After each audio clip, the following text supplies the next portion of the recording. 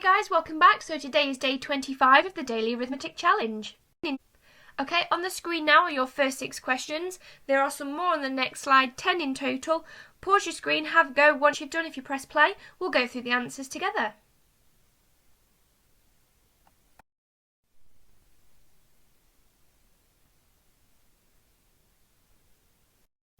Okay guys, so it's time to go through the answers. Alright then, so first question, we have got 93.01 divided by 10. So remember straight away, as soon as it's multiplying or dividing by 10, 100 and 1000, you know that you don't need to write out the multiplication or the division method that we would normally do, because it's all to do with the amount of times that your digits change their place value. So because there is 1 0 after the 10, I know all the digits in my number are going to move one place value, and because it's a division, they're all going to move one place value smaller, and as you can see, all of my numbers, if you follow the arrows, have moved backwards a place. The only thing that does not move is your decimal point. So your answer for that one is 9.301. The 0 must stay there. You cannot remove that because there is a digit afterwards. Number 12, we've got 2 cubed add 4. This is an order of operations question. So the first thing that I would do there is sort out my indices, so my powered, my cubed number there. So don't forget, it's not 2 times 3, it's 2 times 2 times 2. The same number multiplied together 3 times, which is 8, and then all I have to do next is add the 4 that's left over. 8 add 4 is 12.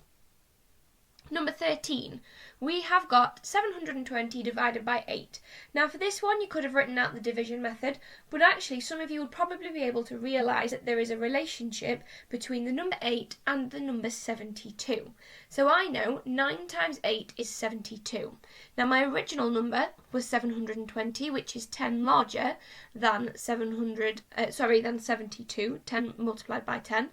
So what I have to do to my answer is 9 times 8 is 72, multiply that answer by 10, so instead of it being 9 it would be 90. Number 14, I've got 5,621 subtract 1,421. That would just be done with a straightforward subtraction, and actually there is no exchanging at all in that question. You may have been able to do that one in your head. Number 15, a nice subtraction of fractions question, because you've got denominators that have the same value. So all you're doing is subtracting your 3 from your 4, which is 1, and your denominator stays the same, which is 11, so your answer is 1/11. Number 16, much like number 11, you are doing a multiplying by 10, 100 or 1000. You've just got that thousands number at the beginning of the question. So remember, there's no need to do it with a grid method.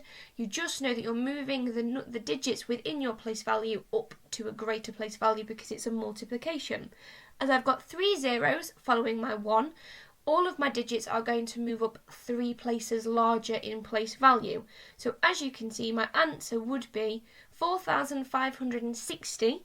You could have it with the 0.0, but if you've removed 0.0 because there's no value afterwards, that would be absolutely fine too.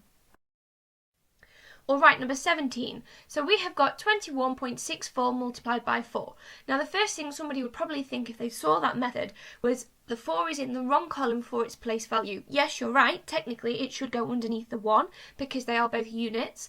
However, when you're doing a multiplication like this, it doesn't actually matter because you are multiplying all of your digits by 4.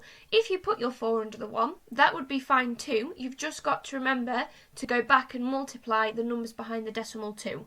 So as you can see, I've done all of that. So it is 86.56. Don't forget your decimal.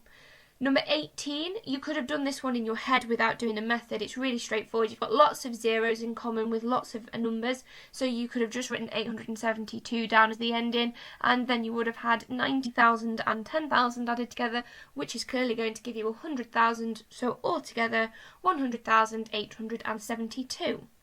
Number 19, we've got 25% of 4,200.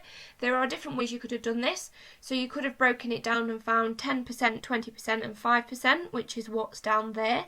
Or you could have found 50% and then halved 50%, because 25% is half of 50% and obviously 50% is half of 100%, so your original number.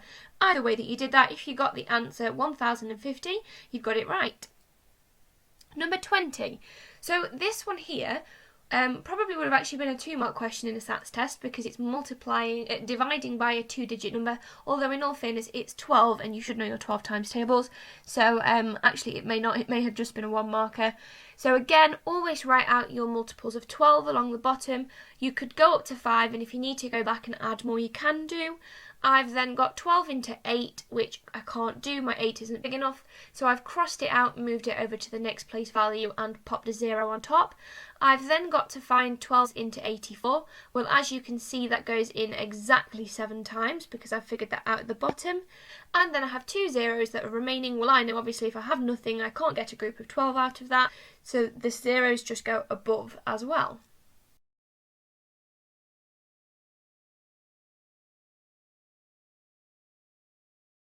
This ain't over.